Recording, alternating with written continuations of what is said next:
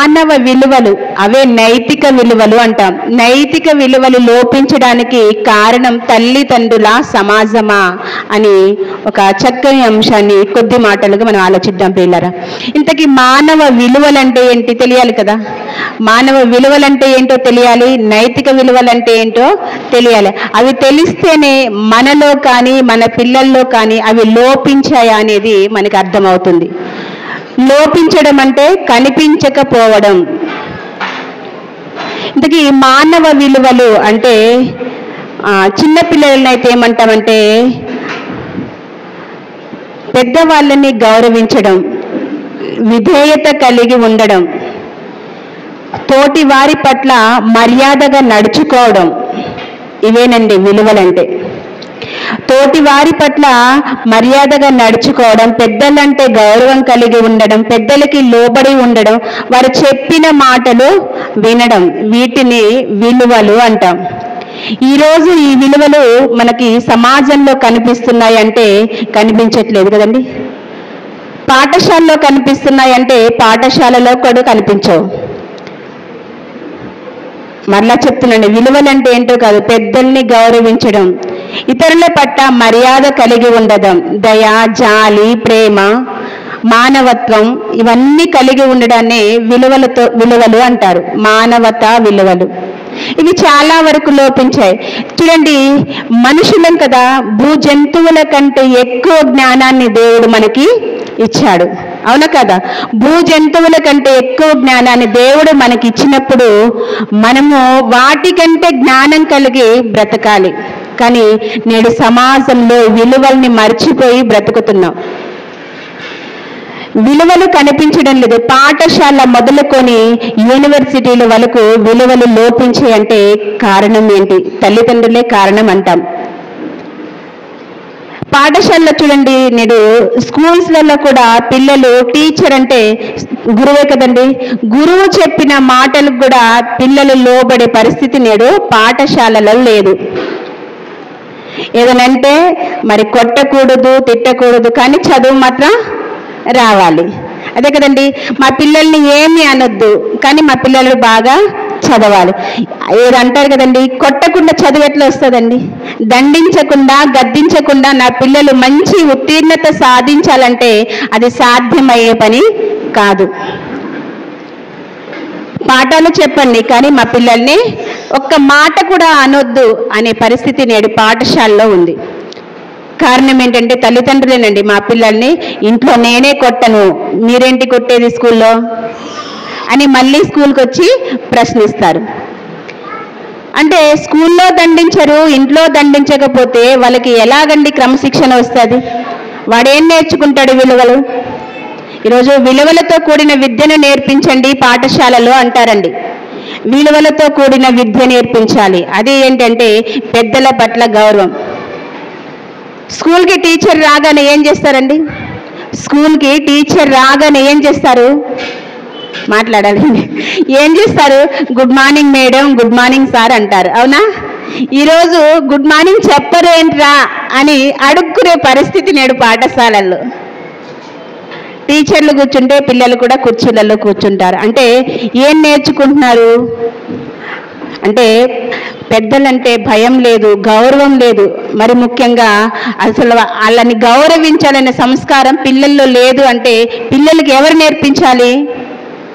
తల్లిదండ్రులు నేర్పించాలి. తల్లిదండ్రులే నేర్పించాలండి. పాఠశాలకు వెళ్ళే పిల్లలు మొదటిగా మరి తల్లిదండ్రులు నేర్పించిన దాని తల్లి ఏం చేస్తుందో పిల్లవాడు అదే చేస్తాడని మనం చాలాసార్లు వింటూనే ఉన్నాం. స్కూల్కి వెళ్తున్న పిల్లలకి తల్లిదండ్రులు మంచి మర్యాద, అంటే మంచి చెడులు తెలిపి పెద్దవాళ్ళని ఎలా గౌరవించాలి ఇవన్నీ చెప్పి పంపించాలండి.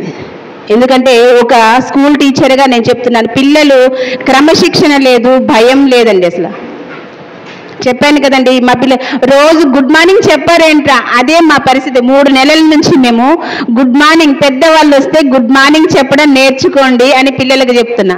వాళ్ళు అంటారు, అసలు మామూలుగా పిల్లల్ని చూడండి విడిచిపెట్టామనుకోండి, వాళ్ళు ఏంటంటే ఈనాడు సినిమా ప్రభావం వలన చాలా డైలాగులు వస్తూ ఉంటాయి కదండి, చాలా డైలాగులు. మేమెందుకు చెప్పాలి, మేము కూడా తగ్గమని, తగ్గేదే లేదు మేమెందుకు చెప్పాలి అన్న పొజిషన్లో చిన్నపిల్లలండి బాల్యం నుంచి అలా ఉన్నారంటే వేటి ప్రభావం ఎక్కువగా ఉంటుంది అంటే ఇంట్లో నేడున్న సినిమా ప్రభావమో, సీరియల్స్ ప్రభావమో, టీవీ షోస్ ప్రభావమో, దాన్ని ఖండించి గద్దించి పిల్లల్ని అదుపు చేయలేని తల్లిదండ్రులను కూడా మనం చూస్తూ ఉంటాం. చిన్నప్పుడే వాడు మాట వినట్లేదండి, వాడు పెరిగిన తర్వాత ఏం వింటాడండి? మాట ఏం విన్నాడు కదండి. అందుకే విలువలు లేవు నేడు సమాజంలో, విలువలు లోపించాయి. కానీ విలువల్ని పిల్లవాడికి నేర్పించమని దేవుడు బైబిల్లో ఎప్పుడో చెప్పాడు కదా. తల్లికి మరి ముఖ్యంగా తల్లిదండ్రులు, తండ్రిని పక్కన పెడితే ఎక్కువ సమయం పిల్లవాడు ఎవరి దగ్గర గడుపుతాడండి సమయాన్ని అంటే తల్లి దగ్గరే. తల్లి ఒడే ప్రారంభ బడి అంటారు. తల్లి ఒడినే ప్రారంభపు బడి ఏది అంటే తల్లి ఒడి అంటారు. తల్లి ఒడి నుంచే ప్రతీది నేర్చుకుంటాడు పిల్లవాడు. ఆ ఒళ్ళో నుంచే పిల్లవాడికి మనం సీరియల్స్ నేర్పిస్తే సీరియల్స్ మాటలు మాట్లాడతాడు, సినిమా ప్రభావం వల్ల మాట్లాడితే అవి మాట్లాడతాడు. మనం ఏవైతే నేర్పిస్తామో అవే పిల్లవాడు మాట్లాడతాడు.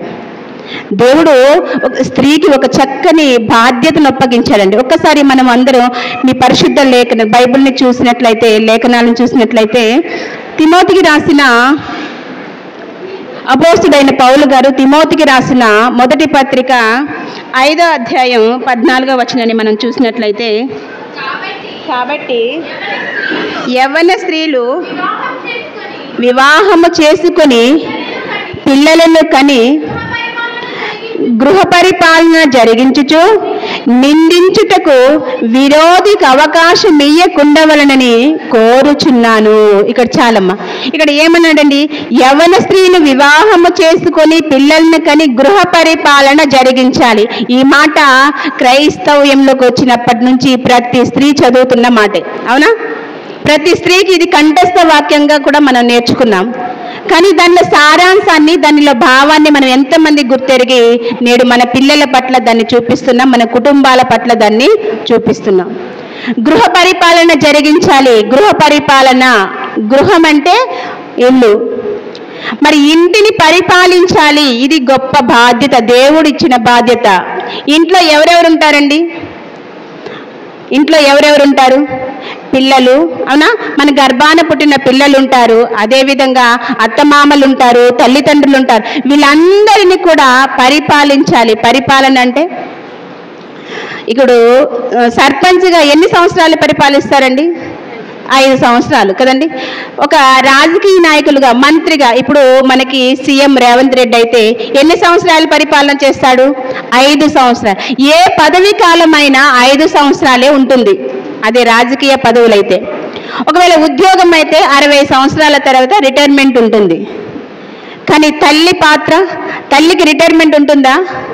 ఉండదండి. ఏదైనా రిటైర్మెంట్ ఉంది అంటే అది మన మరణం తర్వాతే, అవునా కదా? మన విశ్రాంతి ఎప్పుడు అంటే మనం మరణించిన తర్వాతే, అప్పుడు తప్ప తల్లికి రిటైర్మెంట్ అనేది ఏమీ లేదు. అప్పటి వరకు ఏం చేయాలి? నువ్వు మరణించేంత వరకు నీ గృహాన్ని చక్కగా పరిపాలించమంటాడండి దేవుడు. అదే చెప్పాడు, గృహాన్ని చక్కగా పరిపాలించు, అందులో నీ పిల్లలు కూడా ఉన్నారు. ఈరోజు స్త్రీలుగా ఏం చేస్తున్నారండి? సమాజం గురించి మనం ఆలోచిస్తే పిల్లల్ని పొద్దున రెడీ చేసేసి స్కూల్కి పంపించేస్తారు కదండి. స్కూల్కి పంపించి ఏం చేస్తారు? సమాజంలో ఉన్న పరిస్థితి నేను చెప్తున్నానండి, మీరు అలా ఉన్నారని నేను అనడం లేదు. కానీ సమాజం ఎలా ఉందంటే చక్కగా రెడీ చేసేసి పిల్లలకి బాక్స్ కట్టి స్కూల్కి పంపించేస్తారు. పంపించిన మిగతా టైం అంతా పిల్లవాడు తిరిగి ఎప్పుడు వస్తాడు? సాయంత్రం 4 గంటలకు వస్తాడు కదండి. 4 గంటలు వచ్చే వరకు తల్లులు ఏం చేస్తారు? ఈ మధ్య యూట్యూబ్లో చూడండి, టిక్ టాక్లని, రీల్స్ చేసుకుంటూ, వంటలు చేసుకుంటూ, ఇవన్నీ కూడా మరి యూట్యూబ్లో అప్లోడ్ చేసుకుంటూ బిజీ అయిపోయారు కదండి స్త్రీలు. ఇంకేం నేర్పిస్తారండి పిల్లలకి విలువలు? సాయంత్రం వచ్చేసరికి 4 గంటలకు వచ్చాడు అనుకోండి, వాడికి ఏదో ఒక స్నాక్స్ పెట్టేసి మరలా ట్యూషన్కి పంపించేస్తారు. వాడు వచ్చేసరికి 9 అయిపోతే ఈలోపు వాడు నిద్రపోతాడు. ఎప్పుడు పిల్లలకి మనం విలువలు నేర్పిస్తున్నాం? ఒరే, పెద్దల పట్ల ఇలా ఉండాలిరా, పెద్దలంటే భయం కలిగి ఉండాలిరా, వాళ్ళు రాగానే లేచి నిలబడాలిరా. ఈరోజు ఎవరండి లేచి నిలబడేది? పిల్లవాళ్ళని చూడండి, పెద్దవాళ్ళు వస్తున్నారు, లేచి ఒరే కుర్చీ ఇవ్వరా, వందనాలు చెప్పురా అని పక్క నుండి మనం అనాలి. అంతేనా కదా? చెప్పండి. మనం అంతే, కానీ అప్పుడు వాడికి నచ్చితే అది కూడా తిరిగి అంటాడు, లేకపోతే అనరండి. అంటే మనలో మన పిల్లలు కూడా అలా ఉన్నారా? సమాజం అలానే ఉందండి. అంటే గృహాన్ని పరిపాలించేటప్పుడు ప్రతి తల్లి, ప్రతి స్త్రీ పిల్లవాడికి ఏం చెప్పాడు? మంచి చెడులు, పెద్దలంటే భయం కలిగి, విధేయత కలిగి, లోబడి బ్రతకాలి, దేవుడు చెప్పినట్లు బ్రతకాలిరా నాన్న అని పిల్లవాళ్ళకి మనం చెప్పగలగాలి. అది దేవుని జ్ఞానంలో పెంచగలగాలి. లేక అలాంటి మాటలు చెప్పలేదనుకోండి, ఆ కుమారుడు మనకి ఏం తెచ్చి పెడతాడో సామెతల గ్రంథం మనం చూసినట్లయితే, సామెతల గ్రంథం 10వ అధ్యాయం 1వ వచనం ప్రియులారా. సామెతల గ్రంథం 10వ అధ్యాయం 1వ వచనం. జ్ఞానము గల కుమారుడు తండ్రిని సంతోషపరచును, బుద్ధి లేని కుమారుడు తన తల్లికి దుఃఖము పుట్టించును. ఏమంటున్నాడండి?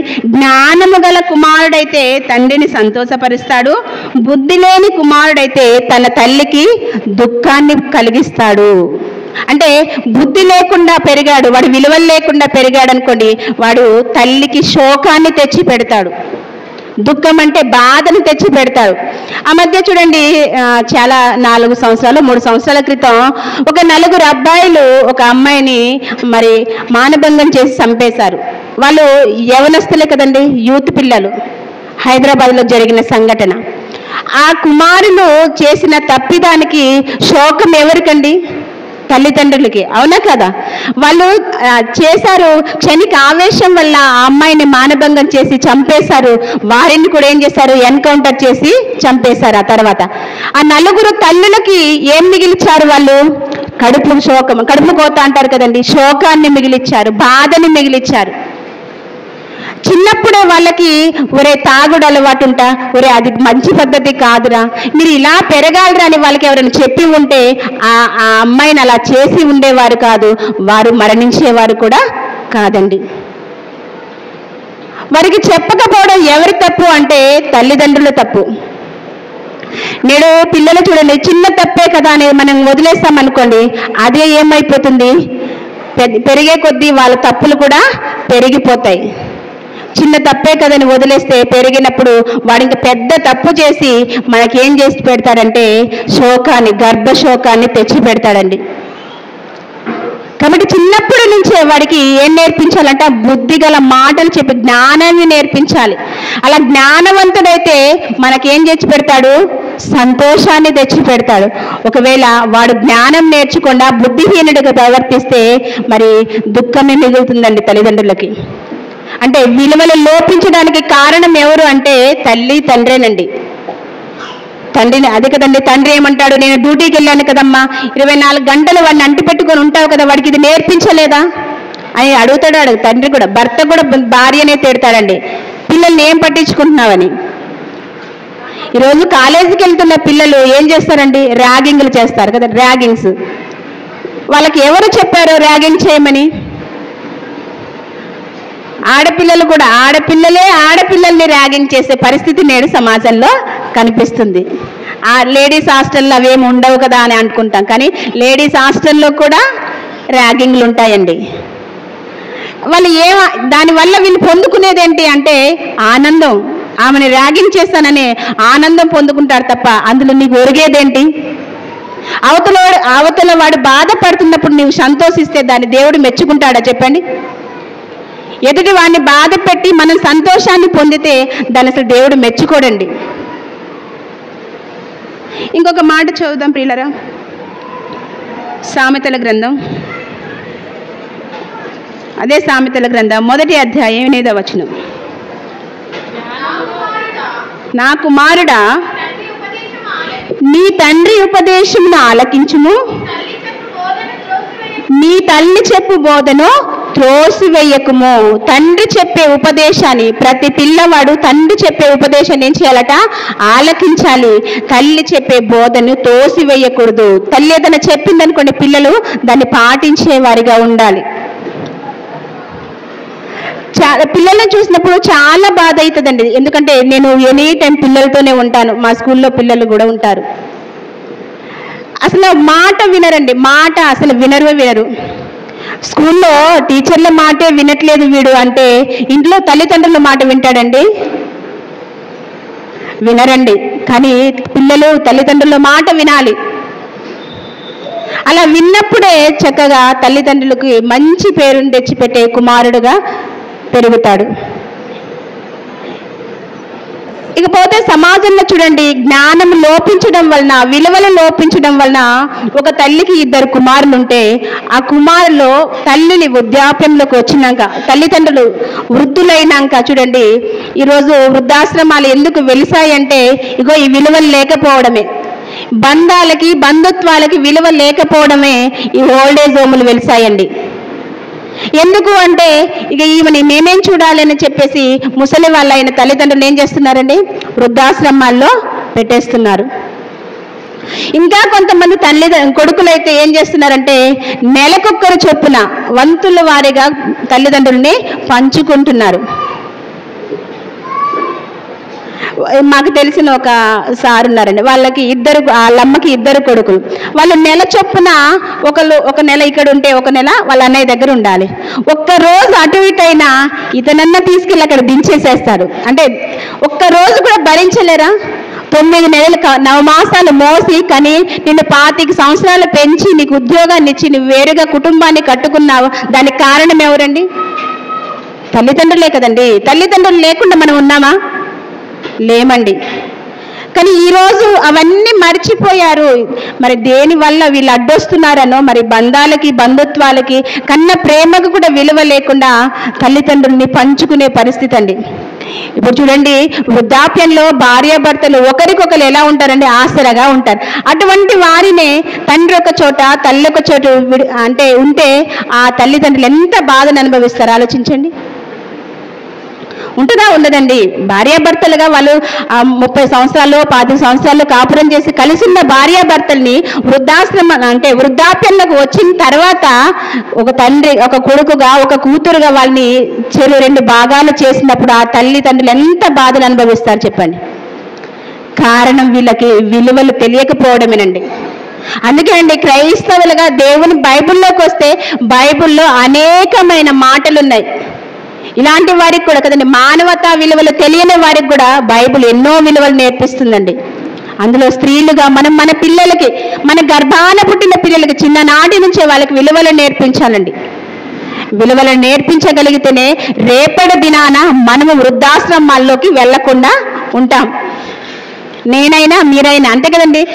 మన పిల్లలు మనం చెప్పినట్లు దేవుని జ్ఞానంలో పెంచకపోతే ఈరోజు ఓల్డేజ్ హోమ్లో వెళ్ళి మనమే వృద్ధాశ్రమంలో ఉన్న వాళ్ళకి అన్నదానమో వస్త్రదానం చేస్తున్న మనమే రేపటి దినాన మన పిల్లలు కూడా అలా తయారవుతే ఆ అందుకునే పొజిషన్లో మనం కూడా వెళ్ళిపోతాం.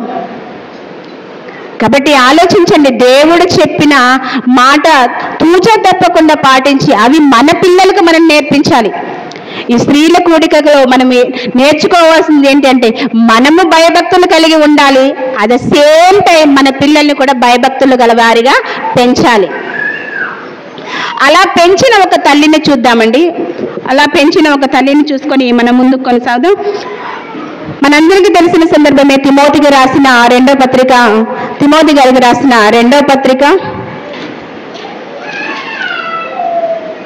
1వ అధ్యాయం 5వ వచనంలో చివరి భాగాన్ని మనం చదివినట్లయితే, ఆ విశ్వాసము మొదట నీ అవ్వ అయిన లోయలోను నీ తల్లి అయిన యునీకేలోను వసించెను, అది నీ యందు సహా వసించుచున్నదని నేను రూఢిగా నమ్ముచున్నాను. ఇక్కడ ఒక తల్లి ఉందండి. ఆమె ఆ విశ్వాసము మొదట నీ అవ్వ అయిన లోయలోను నీ తల్లి అయిన యునీకేలోను. అంటే ఎవరి గురించి చెప్తున్న మాట ఇది? తిమోతి గారి తల్లి యునీకే ఎక్కడి నుంచి జ్ఞానాన్ని నేర్చుకుందంట? తన తల్లి అయిన లోయ నుంచి. యునీకే తల్లి, అమ్మమ్మ తల్లి కదండి, అమ్మమ్మ. ఈ అమ్మమ్మ కానివ్వండి, అమ్మ కానివ్వండి, తిమోతి గారికి ఏం నేర్పించారండి? బాల్యం నుంచే దేవుని జ్ఞానాన్ని నేర్పించారు. పెద్దవాళ్ళ పట్ల ఎలా ఉండాలి. ఇప్పుడు అమ్మమ్మకి జ్ఞానం తెలిస్తే అమ్మకి కూడా జ్ఞానం అనేది ఆటోమేటిక్గా వస్తుంది. ఏది వచ్చినండి పురుషుల కన్నా స్త్రీలలో ఏదైతే ఉంటుందో అది ఆటోమేటిక్గా పిల్లలకి వచ్చేస్తుంది. మనం క్రైస్తవులం కాబట్టి క్రైస్తవులుగా ఉన్న మనము మన పిల్లలకు కూడా జ్ఞానాన్ని నేర్పించాలి. ఇప్పుడు అమ్మమ్మ నేర్పించారు, తల్లి యునీకే నేర్పించింది. తిమోతి పెద్దవాడైనప్పుడు ఎలా ఉన్నాడో అదే పక్కన అధ్యాయంలో చూడండి, 3వ అధ్యాయం 14-15 వచనాన్ని మనం చూసినట్లయితే, క్రీస్తు యేసునందుంచవలసిన విశ్వాసము ద్వారా రక్షణార్థమైన జ్ఞానము నీకు కలిగించుటకు శక్తిగల పరిశుద్ధ లేఖనములను బాల్యము నుండి నీవెరుగుదు గనుక నీవు నేర్చుకుని రూఢి అని తెలుసుకున్నవి ఎవరి వల్ల నేర్చుకుంటేవో ఆ సంగతి తెలుసుకొని వాటి యందు నిలకడగా ఉండుము. పరిశుద్ధ లేఖనములు ఎక్కడి నుంచి నేర్చుకున్నాడట? బాల్యము నుండే నేర్చుకున్నాడు. ఎవరండి బాల్యం నుంచి నేర్చుకున్నది? తిమోతి గారు. వారికి నేర్పించింది ఎవరని చదివాం ఫస్ట్ భాగంలో? తల్లి, అమ్మమ్మ నేర్పించారు. ఈరోజు తల్లులుగా ఉంటున్నాం మనము, మన పిల్లలకి నేర్పిస్తున్నామా? ఇప్పుడు ఎక్కువగా ఏం చేస్తున్నారంటే తల్లుళ్ళు కూడా చాలా అంటే కోపం వచ్చే పరిస్థితి అండి. పిల్లవాడు ఏడుస్తున్నాడు, వాడికి ఏమి ఇచ్చేస్తున్నారండి? ఫోన్ ఇచ్చేస్తున్నారు. వాడు ఏమన్నా చేసుకోండి, వాడు ఏం చూస్తున్నాడో పట్టించుకోండి. నీకు అడ్డుగా ఉన్నాడని ఏం చేస్తున్నాం మనం? ఫోన్లు ఇచ్చేస్తున్నాం. ప్రతి తల్లి కూడా అదే చేస్తుందండి. ఫోన్లు ఇచ్చేస్తే వాడు ఏం చూస్తున్నాడో కూడా మనకి అవసరం లేదు. మన పని ఏదో మనం చేసుకుంటూ పోతున్నాం. వాడు అవన్నీ చూసుకొని మనం వచ్చేసరికి ఛానల్ మార్చేస్తాడు. ఫోన్ ఇచ్చేస్తాం కదా, మనం చూసినప్పుడు వాడు మనకి నచ్చింది చూస్తాడు. పిల్లలు కూడా చాలా తెలివి కల్లాలండి. మనల్ని ఏమారుస్తారు, వాళ్ళు ఫోన్లు ఇచ్చేస్తాం. నా పిల్లవాడు ఇప్పుడు కొంతమందికి ఆన్లైన్ క్లాసులు అనుకోండి, ఆన్లైన్ క్లాసులకి ఏమి ఇచ్చేస్తాం? ఫోన్లు ఇచ్చేస్తాం. ఆన్లైన్ క్లాస్ జరుగుతుంది, మనం చూసినప్పుడు ఆన్లైన్ క్లాస్ ఆన్ చేస్తాడు, మనం చూడనప్పుడు వాడికి నచ్చింది చూస్తాడండి. ప్రతిదీ గమనించాలి. ఇలా జరగడానికి కారణం ఎవరు అంటే తల్లిదండ్రులుగా మనమే.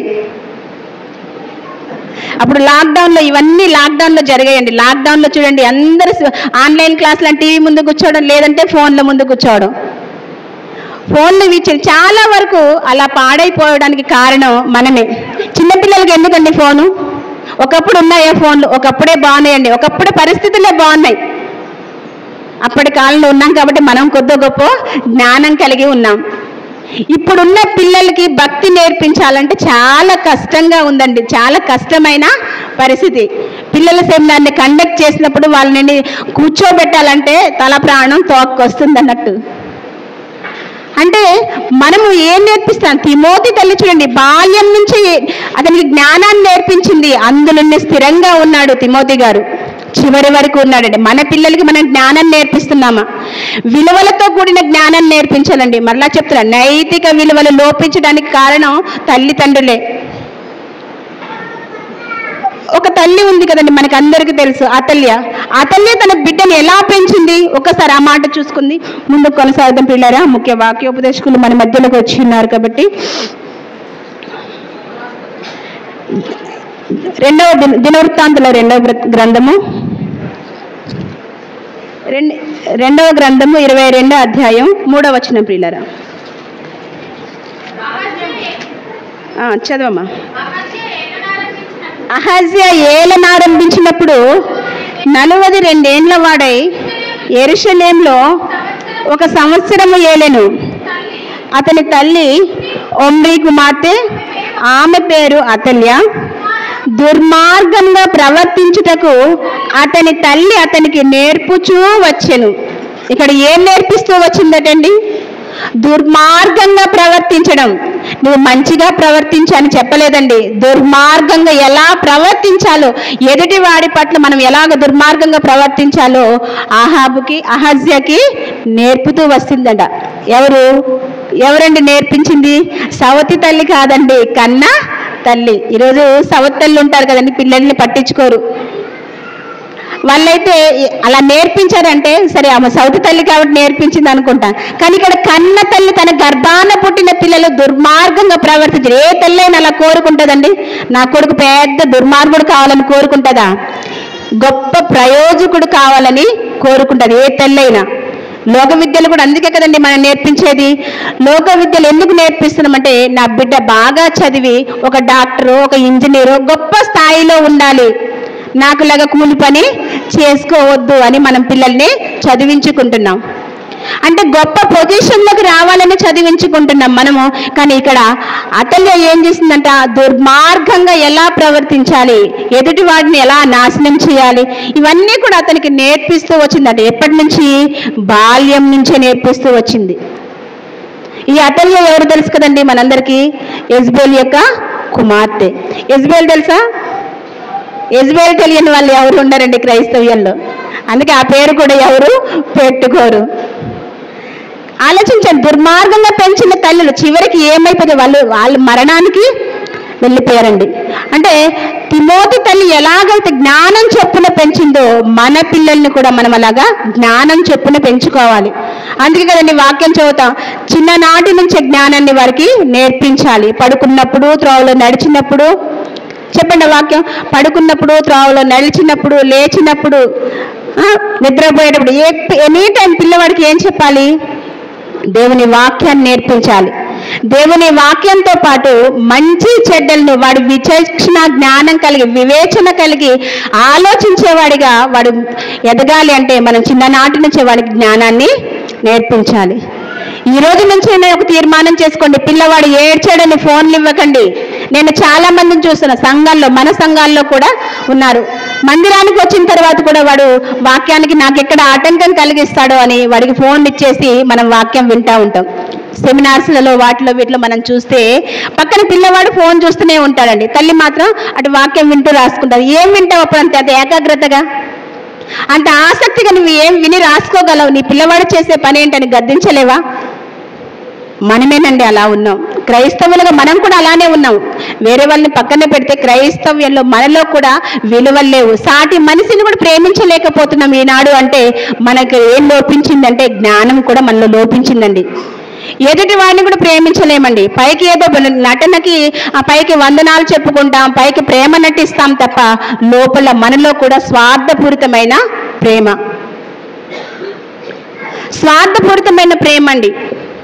ఇది మన క్రైస్తవులకి మనకి తగదు పిల్లరా. కాబట్టి ఆలోచించండి, మానవ విలువను లోపించడానికి కారణం తల్లిదండ్రులు అయితే ఇంకొకటి సమాజం కూడా.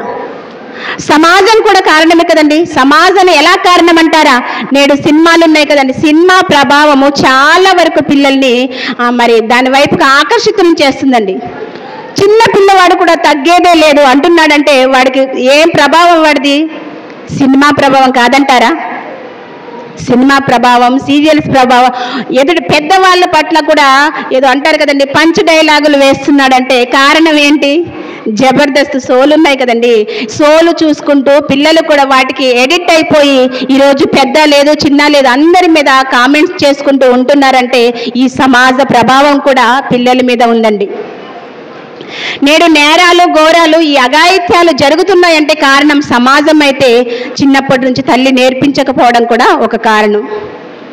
కాబట్టి దేవుని జ్ఞానం నేర్చుకుంటున్నాం మనము, క్రైస్తవులుగా ఉంటున్నాం మనము, విలువలతో కూడిన జ్ఞానాన్ని పిల్లలకి నేర్పించాలని మీ అందరినీ కోరుకుంటూ, నన్ను నేను కోరుకుంటూ ఈ చిన్ని మాటను ముగిస్తున్నాను. చిన్న ప్రార్థన చేసుకుందాం పిల్లరా.